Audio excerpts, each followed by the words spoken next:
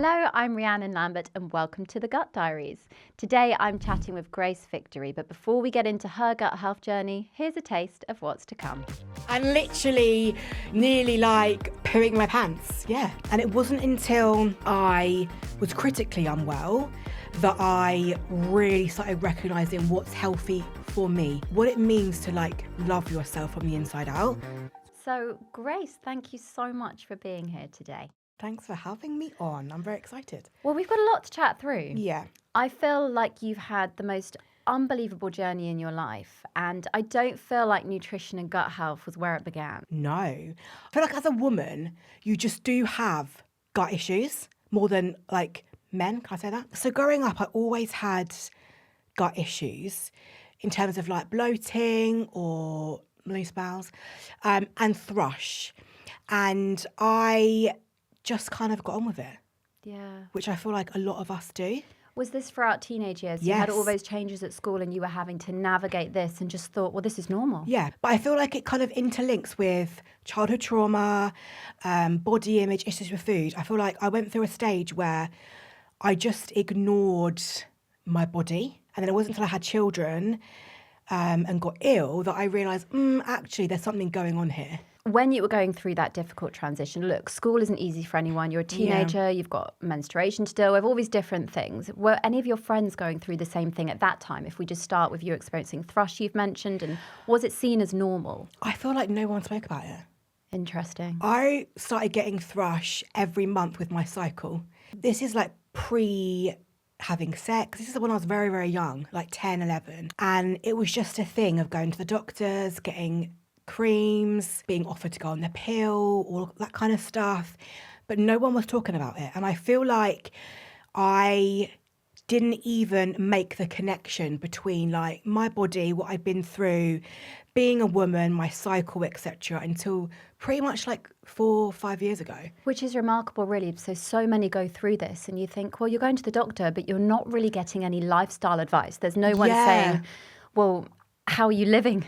It's just, let's give you something to plaster it. Let's give you the cream. Let's give you something else. And they're doing their job. Of course they are. But it's so interesting that it's only recently in years that I feel like people feel comfortable to talk about gut health. So if you could start back at the point where you mentioned you weren't feeling well. So there was a red flag and you'd kind of had enough. It's really weird because obviously they say the brain and the gut is intrinsically linked, right? And I'd gone through years of therapy and I'd worked really hard on myself, but there was still something not quite right with my brain fog, my energy levels, just how I felt overall. And I didn't know what it was until I fixed my gut. But you're right. You mentioned the gut-brain axis, and we do have that connection. Do you remember ever feeling nervous and feeling like you need the toilet? And literally nearly pooing my pants. Yeah. So complete enlightenment moment. It was like, Honestly. Oh my goodness, this actually, what I eat and what I take and what I do directly makes me feel better. And what works for me. So 5 years ago, I could not eat dairy. I would be so unwell. Now, dairy is a staple in my diet. Could you talk me through how different your routine with food kind of would be now and what you do now versus what you did back then? Not that I didn't care before, but I think I cared too much. And I was really heavily involved in restricting or the opposite way because I grew up with an eating disorder. I went to performing arts school and I was in the public eye from a young age. You were on Harry Potter, Grace. I was on Harry Potter, honey. I know. I mean, that is amazing. Yeah, and I put a lot of my success down to growing up at performing arts school. But I think it also just being a girl and the pressures of body and being in a leotard, it's a lot. Especially the nuances of being of colour as well and the roles and the impact that plays on body image. So for me, I was either restricting or just eating a packet of biscuits, right? I cared way too much about my appearance, but not about my health. Yeah. There's a big difference. And it wasn't until I was critically unwell that I really started recognising what's healthy for me and only me. What changed for you? Talk me through that time in your life. I was pregnant with my first. He's now 5 in December, which is wild. It was the height of COVID, 2020, and I got COVID while I was pregnant. It overtook my whole entire body. I got pneumonia, blood clots, multiple organ failure. I was in the ICU. I got put into an induced coma just to recover, let my body rest, etc. And then one day I went into cardiac arrest and was dead for 5 minutes, got brought back. And they said to my family that she's done, basically. 5% chance of survival. We think she's got brain damage. 5%? 5% chance of survival. And this was after delivering your baby? Yes. So I had Cyprus on Christmas Eve by C-section, got moved to the ICU Christmas Day, put in a coma on Boxing Day. And then they did a tracheostomy, which is like a tube, and that saved my life. And then suddenly my vitals started going up, my oxygen levels. At this point, how many days had you been? So in my brain, I was asleep for 3 months, but I woke up, I think, just after Valentine's Day, but I don't remember that. And then I moved to rehab, because I had to learn to walk, talk, eat again.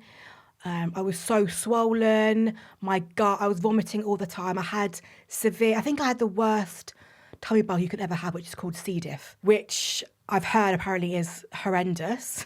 It's no surprise after all the intervention you'd been through. So I was on fentanyl, obviously antibiotics, all the drugs you could possibly imagine. But when you're recovering from critical illness, it's the least of your worries, like vomiting, diarrhea. You just want to be able to breathe. Yeah. But it wasn't until like 2-3 years later where like I started making I think deep recovery on the inside. It's an experience, Grace, that I don't think anybody will ever be able to relate to, because it was so traumatic. Yeah. And at that time, when nobody else around you, the medical team, anybody actually knew what was going on. But the physical side of it was very different. I felt like I really processed the mental impact, the PTSD, all of that. I wouldn't say quickly, but I'm mentally quite a very strong person because of just my whole life experience, really. But the physical side of it, of like learning to walk again and doing a flight of stairs and being able to hold my child in that weakness. And I live with that. I've still got weakness in my arm now.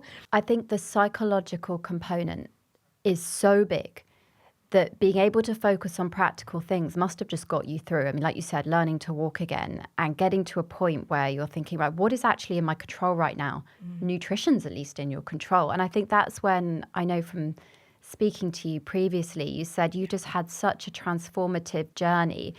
Because once you've been on so many meds, your bacteria really is impacted as well. You know, the bacteria, the good stuff that lives in our bellies, that garden we want to fertilise. But no one tells you that, though. No. So I had no idea until after I left hospital and when I was doing my own research, like years later, that antibiotics, all the hard drugs that I was on could impact. And also, I'm lying down for like 5 months. So my belly was like in one position, and then suddenly I'm trying to walk again. And I have to hand it to myself that I've really taken control of my health in the last 5 years and really worked on and finding what works for me. And thankfully, I'm in a good place. Norovirus is no small feat, Grace. I mean, going through that anyway in normal circumstances is huge. Tell me about that time. So I think I was naive because I didn't really know how bad norovirus could be. But I basically just started having projectile diarrhea. And I have to laugh because I was shook about it because I was like, what is happening? And I was on the toilet for about 3 hours at midnight. And then the next day I just started vomiting. But I was so weak with it, I couldn't get up from the floor. My kids were like, Mummy? I was like, guys, I can't actually function. Luckily, my partner was home. But it was about 3 days of sickness and diarrhea. And then the sickness went, and then it was just diarrhea for a good 10 days. So you were completely malnourished because you're losing so many fluids, electrolytes. I was grey. And I obviously couldn't eat anything. And I could barely drink water. I actually went to see my doctor. I was that bad.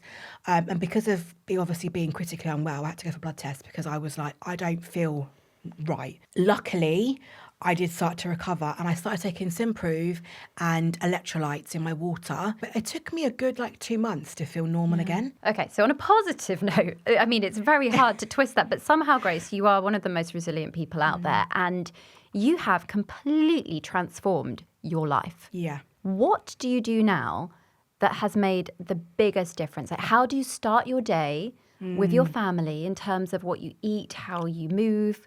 I naturally do about 8,000 steps a day, which I didn't know was a lot, but apparently it is because I don't exercise. I just have 2 kids and I do the school run and I've got to walk down a field to get my daughter to forest school. And mothers know we don't sit down.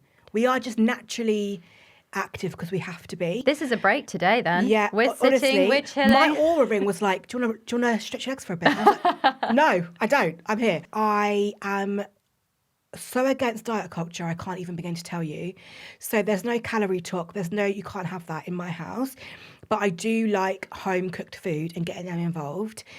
So my kids have like fish and rice for breakfast sometimes because that's what they want to have. And I'm really open with them telling me this is what I want to eat today. My body wants fish for breakfast or whatever it is.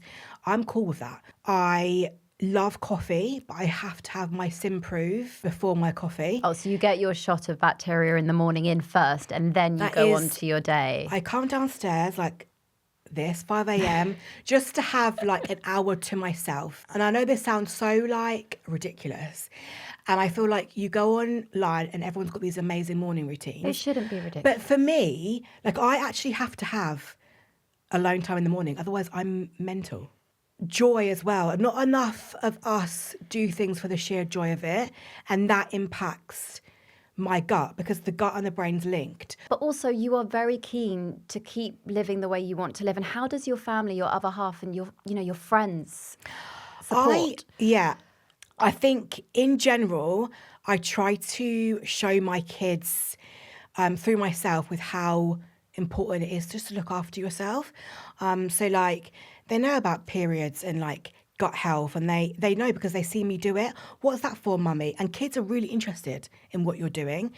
And I just hope that having like me as their mum kind of shows them, directly like in their house, like in their daily lives, what it means to like love yourself from the inside out. And that is why I really love Simprove and the incentives they have when you sign up for them because they make it more accessible for people that don't have access to these kinds of things. I can't thank you enough for sharing so much with us today. If there were any take-home kind of points that you would leave today with or anything that you would tell your friends, family, one thing to do of changes that you've made, what would that be? Take control of your own health. Do what makes you feel good because what works for you won't work for somebody else in terms of like, what you eat, how you exercise, like how you live your life in general. Take control of it because it is your life and you only get one, or in my case, you do get 2. You get 2 chances. Grace, I cannot thank you enough for sharing all of these amazing words of wisdom on the Gut Diaries today. It's just been phenomenal to have you on. Thank you so much.